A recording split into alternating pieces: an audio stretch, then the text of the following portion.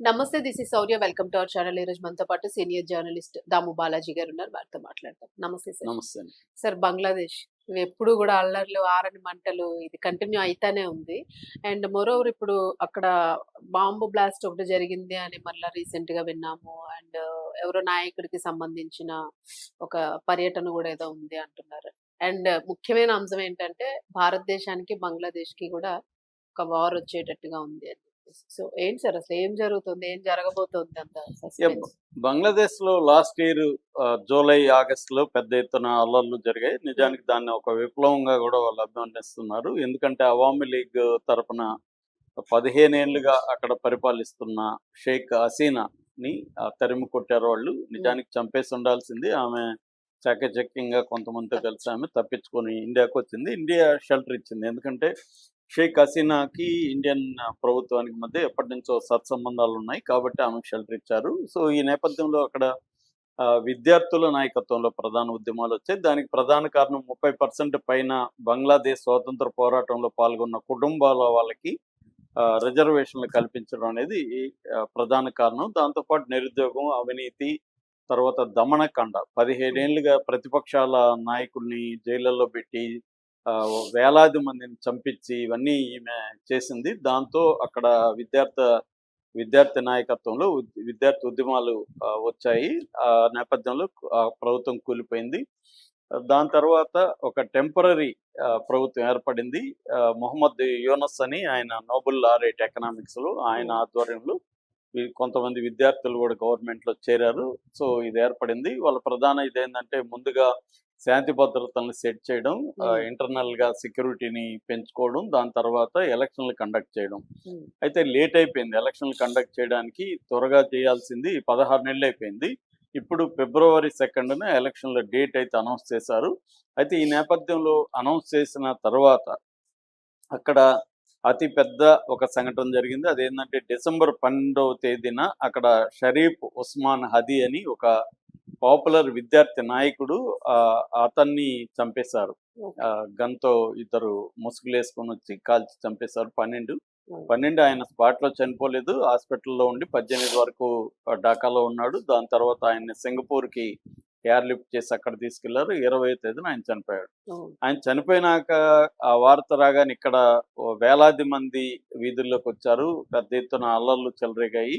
అందులో మన హిందూ ఒకతన్ని కూడా అక్కడ చంపి కాల్చేశారు. అవును. సో, సో అలాగా ఆ తర్వాత మొన్న 22వ తేదీ మహమ్మద్ మతలబ్ సికదర్ అని ఇంకొక ఎన్‌సీపీ అంటారు. హ్మ్. ఎన్‌సీపీ అంటే నేషనల్ సిటిజన్ పార్టీ అని ఇంకో పార్టీ ఉంది. ఆ పార్టీ నాయకుడిని కూడా కాల్చి చంపేశారు. ఓకే. హెడ్‌లో కాల్చి చంపేశారు. ఓహ్! దీంతో అక్కడ ఎప్పటినుంచో అల్లర్లు జరుగుతున్నాయి. ఒక పక్క ఈ అల్లర్లన్నీ కూడా యాంటీ ఇండియన్ గా మారిపోయినాయి. అవును. అల్లర్లన్నీ కూడా భారత వ్యతిరేకంగా మారిపోయి అక్కడ ఇండియన్ ఎంబసీల మీద ఆహ్, పోయి దాడులు చేయడానికి ట్రై చేయడం అవన్నీ జరిగాయి. బార్డర్‌లో కూడా సిలిగురిలో మనకి బార్డర్ కూడా చాలా పెద్దగుంది. మొత్తం 5, 6 స్టేట్‌లు బార్డర్ ఉంది. 5 ఆ! స్టేట్‌లు మన 5 స్టేట్‌లు బార్డర్ ఉంది. వాళ్ళేమో 6 బ్లాక్స్ అంటారు వాళ్ళని. 6 ఆ! బ్లాక్స్ బార్డర్ ఉంది. అవును. సో, ఈ బార్డర్‌లో 3000 కిలోమీటర్ల పైన ఉంది. ఈ బార్డర్ మధ్యలో కూడా ఉద్రిక్త వాతావరణం ఉంది. ఇండియాలో కూడా బంగ్లాదేశ్ వ్యతిరేక ఆందోళనలు, జరుగుతుంది. బంగ్లాదేశ్ హై కమిషన్‌కి వ్యతిరేకంగా చేయడం అనేది ఇండియాలో కూడా పెరిగింది. హ్మ్. ఎందుకంటే ఈ చనిపోయిన ఉస్మాన్ హదీ యాంటీ ఇండియన్ కూడా తను ఇండియాలో ఉండే 7 సిస్టర్స్ అంటారు. నార్త్ ఈస్ట్ స్టేట్‌లన్నిటిని కూడా తనలో కలుపుకొని బంగ్లాదేశ్‌లో కలుపుకొని గ్రేటర్ బంగ్లాదేశ్ అనే మ్యాప్ కూడా అతను తయారు చేసి కొన్ని వారాల ముందే రిలీజ్ కూడా చేశాడతను. హ్మ్. సో, అందువల్ల అక్కడ అతన్ని చంపినవాడు ఎవడు అనేది ఇప్పుడు పెద్ద ఇది. అతను ఇండియానే చంపించింది. ఇండియాలోకి పారిపోయాడు అతను. అతని పేరు కూడా ఫైజల్ కరీం మసూద్ అని. ఓకే. అతను అవామీ లీగ్ స్టూడెంట్ వింగ్ నాయకుడనమాట. ఈ ఓహ్! షేక్ హసీనా వాళ్ళ పార్టీ అవామీ లీగ్. ఆ ఓకే. పార్టీ నాయకుడు. సో, ఈ ఎలక్షన్‌లో అవామీ లీగ్‌ని బార్ జే బ్యాన్ చేశారు. పార్టిసిపేట్ చేయడానికి లేదు. ఈ నేపథ్యంలో ఇప్పుడు నిన్న ఒక బాంబు బ్లాస్ట్ జరిగింది. ఈ ఓహ్! బాంబ్ బ్లాస్ట్ జరిగిన సందర్భం చూసుకుంటే బీఎన్‌పీ అంటారు. Bangladesh Nationalist party. ఈ పార్టీ తరపున గతంలో ఖలీదా జియా పీఎంగా ఉన్నింది ప్రధానమంత్రిగా. ఓహ్! వాళ్ళ కొడుకు తారిక్ రహమాన్ లండన్‌లో 15 ఏళ్లుగా తలదాచుకున్నాడు, వెళ్ళిపోయాడు ఆయన దేశం నుంచి ఆ, ఈ హసీనాకు భయపడి. ఆయన 15 ఏళ్లుగా ఎగ్జైల్ అంటారు కదా, అక్కడ ఉన్నాడు. ఇప్పుడు ఆయన ఈ రోజు వస్తున్నాడు బంగ్లాదేశ్కి. ఆయన వచ్చే ముందు ఈ బాంబ్ బ్లాస్ట్ జరిగింది. అంటే ఆ, ఆయన రాకని ఆపడం కోసం అన్నట్టుగా జరిగిందనమాట. ఈ బాంబ్ బ్లాస్ట్ ఎక్కడ జరిగిందంటే నిన్న రాత్రి 7:10 ఢాకాలో మొగ్బజార్ ఫ్లైఓవర్ అంటారు. ఆ మొగ్బజార్ ఫ్లైఓవర్ నుంచి ఒక వ్యక్తి బాంబుని విసిరేశాడు. ఆ విసిరేసిన ప్రాంతం అంతా కూడా బాగా రద్దీగా ఉన్న ప్రాంతం. ఉమ్, షాప్స్, టీ స్టాల్స్, జనం క్రౌడ్ విపరీతంగా ఉంది. ఆ ప్రాంతం వచ్చి ముక్తి జోద్ధా సంసద్ అంటారు. అంటే 1971లో బంగ్లాదేశ్ కోసం పోరాడిన వీరుల స్మారక చిహ్నం అక్కడ ఉందన్నమాట. ఓకే, అక్కడే ఒక అసెంబుల్స్ ఆఫ్ గాడ్ చర్చ్ అని ఒక చర్చ్ కూడా ఉంది అక్కడ. ఓకే. సో అక్కడ అంటే ప్లాన్ చేసుకొని అక్కడ వేశారు. ఇది వచ్చి కాక్టైల్ బాంబ్ అంటారు. అంటే లోకల్ మేడ్ తయారీ బాంబ్ నాటు అన్నమాట. బాంబు.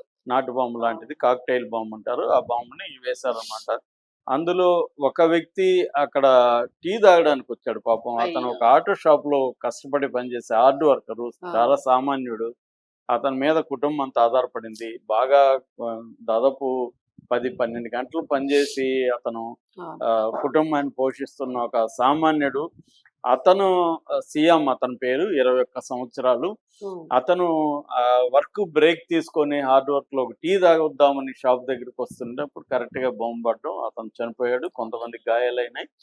సో భయభ్రాంతం అయితే జరిగింది. అంటే ఈ వ్యక్తిని ఇప్పుడు నేను చెప్పిన ఈ బిఎన్పి పార్టీ తారిక్ రహమాన్ రాకని డ్రాప్ చేయలేదు. వ్యతిరేకిస్తూ అతన్ని ఆ, దీంట్లో బాంబ్ బ్లాస్ట్, ఇంకా అనేక బాంబ్ బ్లాస్ట్లు కూడా జరిగే అవకాశం ఉందని చెప్తున్నారు. ఇక్కడ ఇంకొక కోణం ఏంటంటే ఇదంతా యూనసే చేయిస్తున్నాడు. యూనస్కి ఎన్నికలు జరగడం ఇష్టం లేదు. ఎన్నికలు జరిగితే ఇంకా అతనికి ఓకే. పని ఉండదు, అతను మామూలుగా వెళ్ళిపోవాలి. ప్రీ ప్లాన్ స్కెచెస్ సో అతనే చేశాడనేది ఆరోపణలు కూడా ఇండియన్ మీడియా బలంగా వినిపిస్తుంది. ఓకే, ఎందుకంటే అతను చాలా యాంటీ ఇండియన్, ప్లస్ ప్రో పాకిస్తాన్తో టైఅప్స్ బాగా పెరిగాయి. అట్లాగే చైనాతో బాగా పెరుగుతున్నాయి. కాబట్టి అతను యాంటీ ఇండియన్ గా ఉన్నాడు. కాబట్టి ఇప్పుడు ఎలక్టెడ్ గవర్నమెంట్ వస్తే మళ్ళీ ఇండియాతో సత్సంబంధాలు వస్తాయి అన్న దీంట్లో అతనే అసలు ఎలక్షన్లు జరగకుండా ఏదో ఒకటి చేసి ఎలక్షన్లు ఆపాలంటే దేశంలో శాంతి భద్రతల సమస్య క్రియేట్ అయితే ఇప్పుడు ఎలక్షన్లు రైట్ టైం కాదు అని. ఇక్కడ ఆ, ఏంటంటే ఎలక్షన్లే కాకుండా రెఫరెండం కూడా అదే రోజు జరుగుతుంది. రెఫరెండం అంటే ఓకే. కాన్స్టిట్యూషనల్ చేంజెస్ ఉమ్, జరుగుతున్నాయి. అందులో ప్రధానమంత్రికి ఎన్ని ఏళ్ళు ఉండాలనేది కూడా అప్పర్ లిమిట్ కూడా పెడుతున్నారు. ఓకే. అమెరికాలో 4 ఇయర్స్ ఎలాగా ఉందో ఆ, ఇక్కడ కూడా ఒక అప్పర్ లిమిట్ కూడా పెడుతున్నారు. దాని మీద కూడా రెఫరెండం కూడా ఉంది అదే రోజు. Okay. Election plus referendum. So ఈ రెండు జరగకుండా ఆపడం కోసమే యూనస్సే చేస్తున్నాడు అనేది ఇండియా మీడియా ప్రధానంగా ఆరోపిస్తుంది. ఆ, అయితే ఇండియా కూడా ఇది తలనొప్పిగా మారింది. ఎందుకంటే మనకి అవును. పక్కనున్న దేశాలతో శత్రుత్వం అనేది బలంగా ఈ మధ్య కాలంలో పెరిగింది. ఇటు పాకిస్తాన్, అవును. ఇటు శ్రీలంకతో కూడా మంచి సంబంధాలు, కొన్ని విషయాల్లో మనకు గొడవలు ఉన్నాయి. నేపాల్తో ప్రాబ్లం, నేపాల్లో కూడా ఆ, అల్లకల్లోలంగా ఉంది. మయన్మార్తో ఒక ప్రాబ్లమ్స్ ఉన్నాయి. అక్కడ మిలిటరీ పరిపాలన ఉంది మయన్మార్లో. ఇలాగా మన చుట్టుపక్కల ఉన్న దేశాలతోనే మనకి అనేక ఇబ్బందులు. ఎప్పుడైనా కూడా నైబర్ ఫస్ట్ అనే కరెక్ట్ గా పాలసీ ఉండాలి. ఇండియాలో ఉంది అవును. థియరీలో. కానీ దీన్ని ఇండియన్ గవర్నమెంట్ నిందించలేము. ఎందుకంటే ఆయా దేశాల్లో మార్పులు, ఉమ్, ఇటు చైనా, అమెరికా అక్కడ ఇంటర్ఫియర్ గా ఈ ఇండియాని కంట్రోల్ చేయడానికి వాళ్ళని వాడుకోవడం ఇదంతా ఉంది. మోడీ ప్రభుత్వం వీలైనంత వరకు జాగ్రత్తగానే వీళ్ళతో డీల్ ట్రై చేస్తుంది. చేస్తుంది. అంటే డిప్లొమాటిక్ గా ఏ స్థాయిలో ఉండాలి, వారికి మనం ఈ వారికి వెళ్లకుండా ఉండాలి, ఇవన్నీ కూడా ఎందుకంటే మోడీ ప్రభుత్వానికి ప్రధాన ధ్యేయము అభివృద్ధి. అవును. ఎకనామీగా దీన్ని 3వ ప్లేస్ లోకి తీసుకెళ్ళాలి. ఇప్పుడు 4th ప్లేస్ లో ఉన్నాం వరల్డ్ వైడ్ లో జీడిపిలో. దీన్ని దాదాపు 4 ట్రిలియన్ ఎకనామీ ఉంది. దీన్ని 5 and 6, 7 వరకు తీసుకెళ్ళాలి అన్న గోల్ పెట్టుకొని పనిచేస్తుంది. కాబట్టి చుట్టుపక్కల ఉన్న దేశాలతో మనకి ప్రాబ్లమ్స్ వస్తే మన గోల్ ఇబ్బంది అవుతుంది. అవును. సో కానీ ఆయా దేశాల్లో ఉండే ఇంటర్నల్ దీనివల్ల వాళ్ళు డైవర్షన్ కోసం ఇండియాని భూతంగా చూపించి చూపిస్తున్నారు. అవును. డైవర్ట్ చేయడం, డొమెస్టిక్ పాలిటిక్స్ కారణాలతో ఇప్పుడు మనకి అసీం మునీర్ అదే కదా. అసీం మునీర్కి అవును. వ్యతిరేకత వచ్చేసరికి ఇండియాతో యుద్ధాన్ని అతను ప్లాన్ చేసి అవును. యుద్ధం వచ్చే విధంగా అతను చేసి డైవర్ట్ చేయడం అనేది జరుగుతుంది. ఈ యూనస్ కూడా అదే టాక్టిక్స్ ఫాలో ఇప్పుడు అవుతున్నాడు. ఇండియాని మధ్యలో పెట్టి గేమ్ ప్లే గేమ్ ప్లే చేద్దామని ట్రై చేస్తున్నాడు. చేస్తూ ఉన్నారు. అది మరి క్లియర్ గా అర్థమవుతుంది. ఏం జరుగుతుందనేది చూడాలి మనం. Thank you.